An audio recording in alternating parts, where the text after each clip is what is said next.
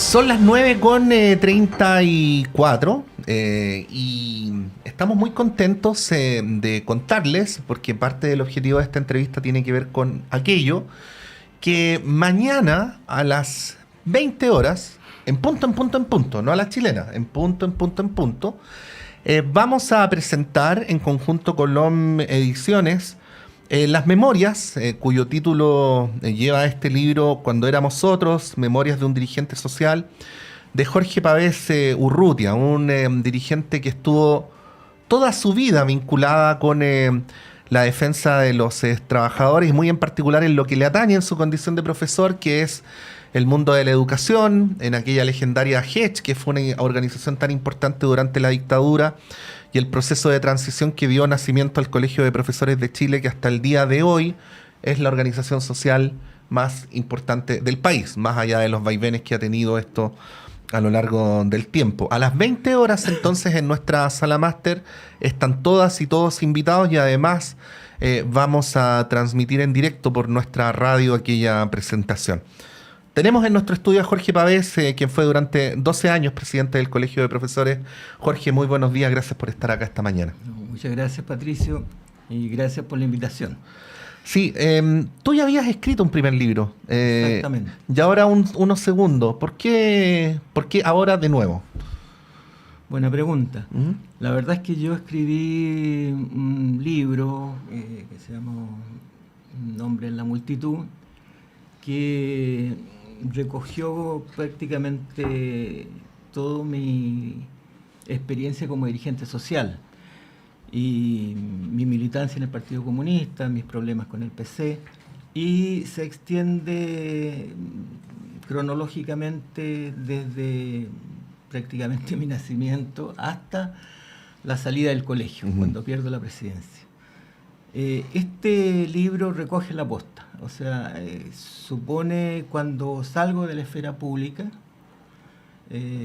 y en una primera parte, ya no, por lo tanto, como dirigente social, mi experiencia como director de un establecimiento. En este caso, un establecimiento ligado a la Universidad Metropolitana de Ciencia de la Educación, UNCE, el ex pedagógico donde yo estudié, que fue, creo yo, una experiencia que me ha marcado bastante, porque una cosa es estar en el nivel cupular definiendo políticas públicas en educación, y otras verlas efectivamente expresadas en la práctica, en la base social.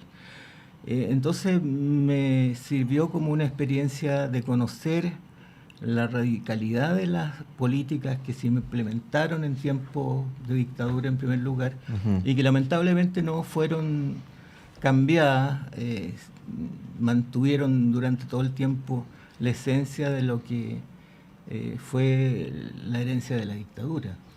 Y por lo tanto son políticas que nos ayudan a los profesores, que apuntan claramente a una mirada de entender la educación como educación ligada a estándares, a cumplimiento de estándares.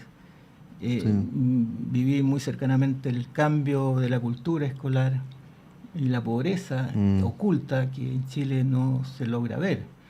Esa es una primera parte. El libro en realidad recoge cuatro partes. Esa es la primera.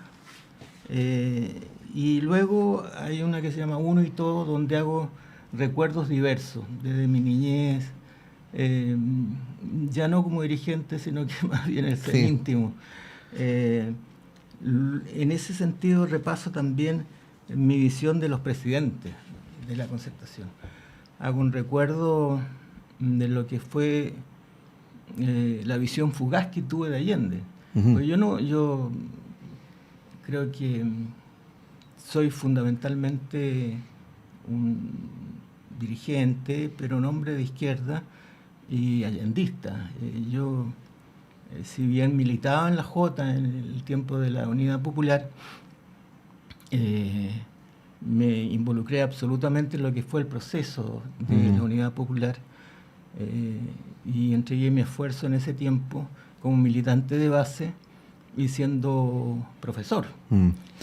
Bueno, aprovechemos de contar que la presentación del día de mañana de mañana miércoles a las 20 horas. La vamos a hacer en conjunto con Silvia Aguilera de Loma Ediciones, y que va a tener la participación del profesor Eduardo González, dirigente nacional del Colegio de Profesores y Profesoras, del antropólogo Rodrigo Ruiz y del alcalde de Recoleta, Daniel Jadwe. Jorge, tratando de vincular tu época como dirigente de la AGECH con lo que luego te correspondió como presidente del colegio, te quería hacer dos preguntas en una.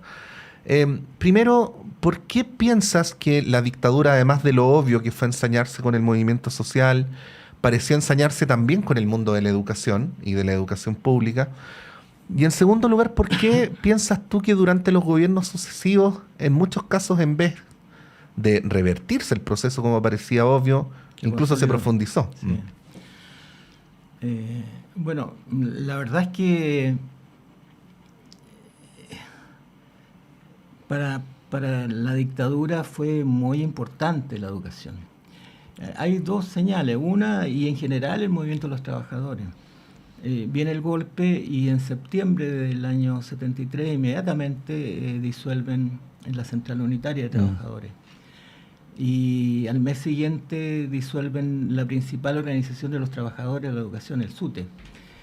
Y se plantea allí una racia y una definición de cambio estructural que se consolida en la Constitución de 1980. Entender la educación como un bien de mercado, ya no dependiendo del Estado, y por lo tanto allí se hace por parte de la dictadura un eje muy importante desde el punto de vista de su futuro y su eventual éxito, el hecho de cambiar el sistema educativo profundamente, y lo cambian de raíz, desde el sistema escolar hasta la educación superior. Entonces, ¿qué es lo que pasa? Viene esta salida en el marco de la institucionalidad. Eso aparece en el libro también, porque el año 86, como llamaron el año decisivo, se provoca un movimiento de unidad social muy importante, que es la Asamblea de la Civilidad. Y prácticamente no está estudiado y aparece silenciado en él. Y ese fue un momento en que se planteó una unidad política y también una unidad social, en términos de sacar a la dictadura, no a través del marco que había diseñado el propio dictador. Y por lo tanto se estuvo bastante cerca de avanzar en un proceso de movilización. La salida pactada genera una tremenda cantidad de esperanza en todos. Muchos piensan, cuando se dice que la alegría ya viene, que todo va a cambiar, que efectivamente iba a cambiar el país.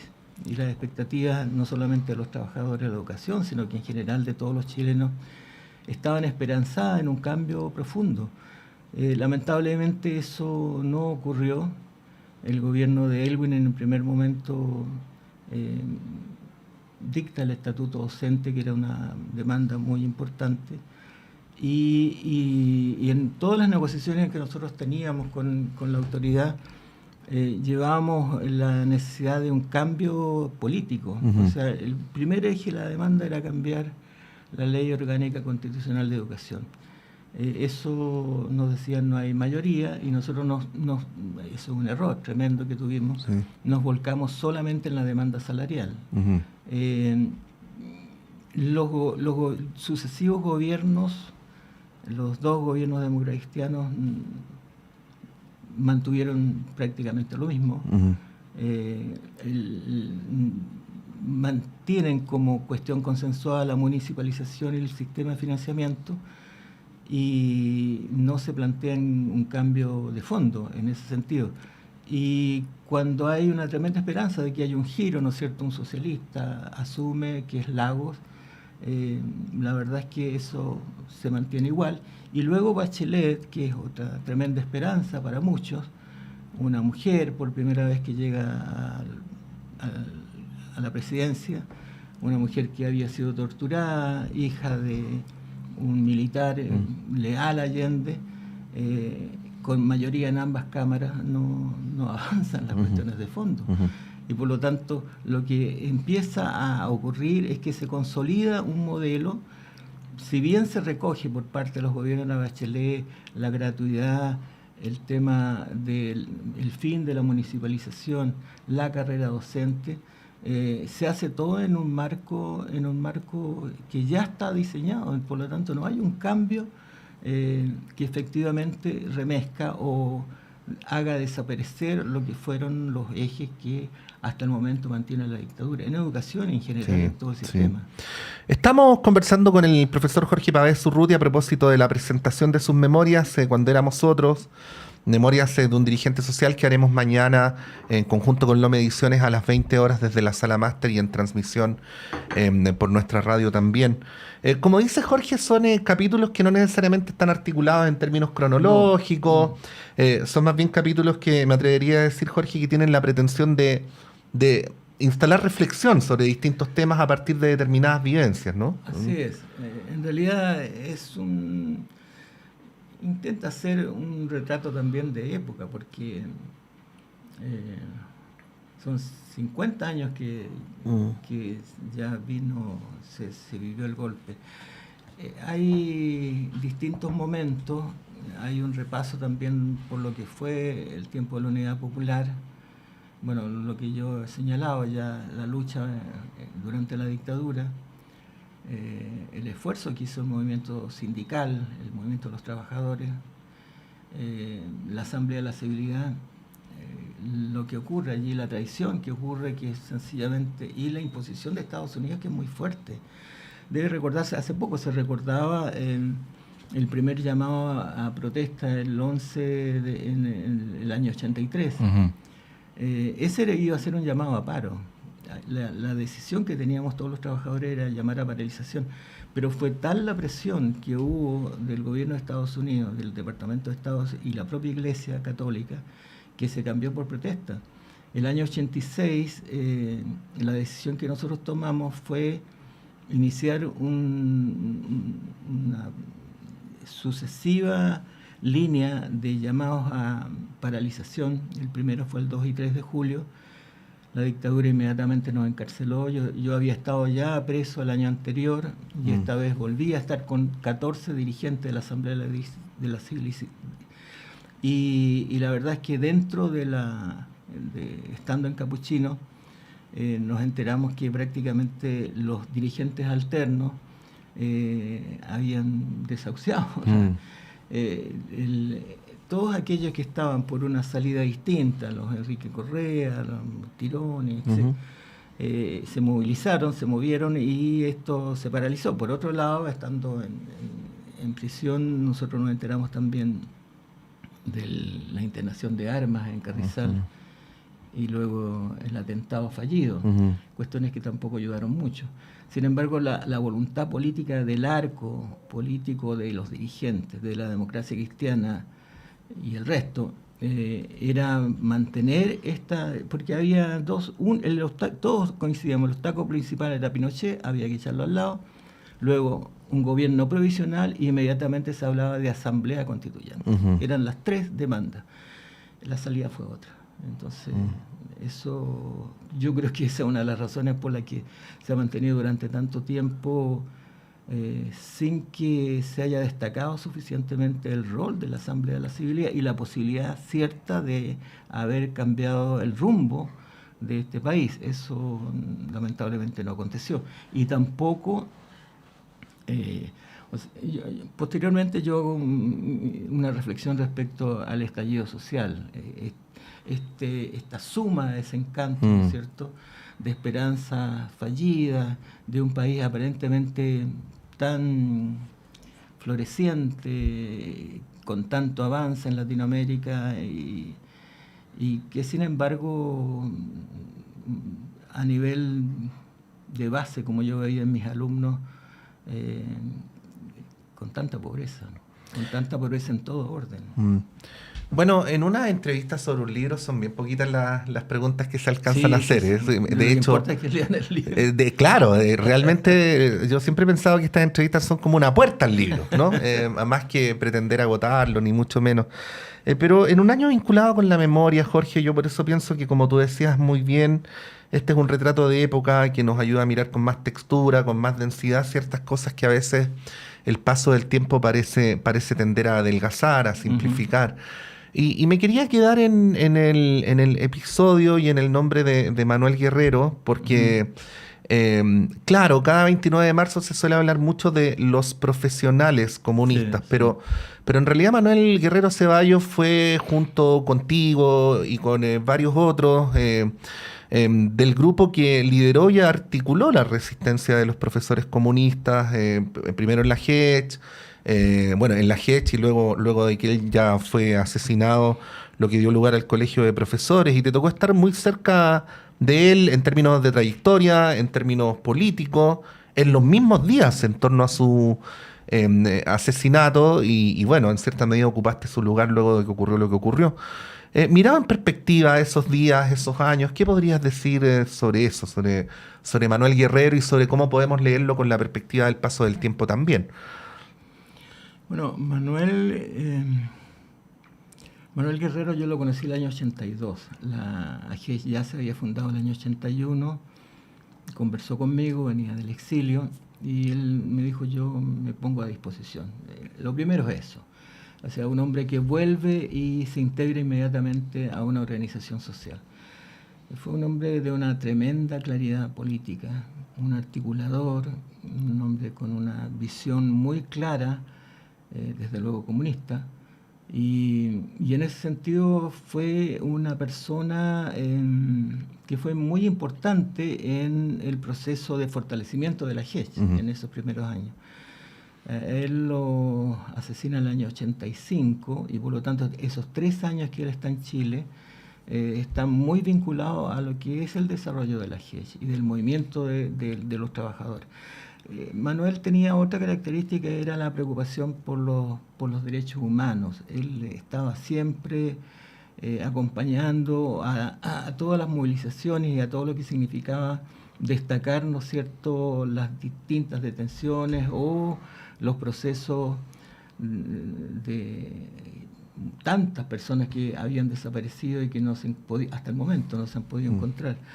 Y por lo tanto es una persona de tremendo valor, y él es asesinado además porque es un, alguien que logró salir conociendo las torturas al interior. Él había estado baleado en el año 76, logró sobrevivir por el Comando Conjunto De la y Fuerza Aérea. Mm. de la Fuerza Aérea y por lo tanto el año 84 eh, junto con José Manuel Parada, que trabajaba en la vicaría, habían empezado a establecer por unas confesiones que hizo un ex militar vinculado al Comando Conjunto, personas que habían estado desaparecidas y que estaban desaparecidas, y él fue haciendo un trabajo muy particular. Entonces, en ese sentido, hasta último momento, Manuel estuvo trabajando en el campo propiamente político, claramente entregando la posibilidad de una salida distinta a la que se dio. Yo recuerdo ese día que nos secuestraron, a mí me habían golpeado, a Manuel lo secuestran al día siguiente. Vamos a entregar una denuncia a la radio chilena, vamos caminando, y Manuel me dice: esto que está ocurriendo es porque ya claramente se está articulando todo en función de la salida del 88. O sea, nosotros estábamos peleando por una salida distinta. Tiene, como te digo, gran claridad política, gran entrega en respecto a lo que es resolver el drama de las violaciones a los derechos humanos, y una persona de una humanidad extraordinaria. lamentablemente murió del modo como lo mataron a él, a José Manuel y a Santiago Natino. Uh-huh. Bueno, como les decía, son tantas cosas. Mejor vengan mañana a la presentación del libro. Bueno. 20 horas en punto. Con Silvia Aguilera de Loma Ediciones vamos a estar moderando este panel en el que van a estar Luis Eduardo González, dirigente nacional del Colegio de Profesores, el antropólogo Rodrigo Ruiz, el alcalde de Recoleta, Daniel Jado, y por supuesto el autor de estas memorias y el protagonista de estas memorias, Jorge Pavés Urrutia. Jorge, muchas gracias por haber venido a esta entrevista y por anticipar la presentación de mañana. No, muchas gracias, Patricio. Son las 9:55, estamos llegando al final de Radio Análisis. Sigan en nuestra sintonía, en poquitos minutos más está Antonella Esteves con ustedes en el semáforo.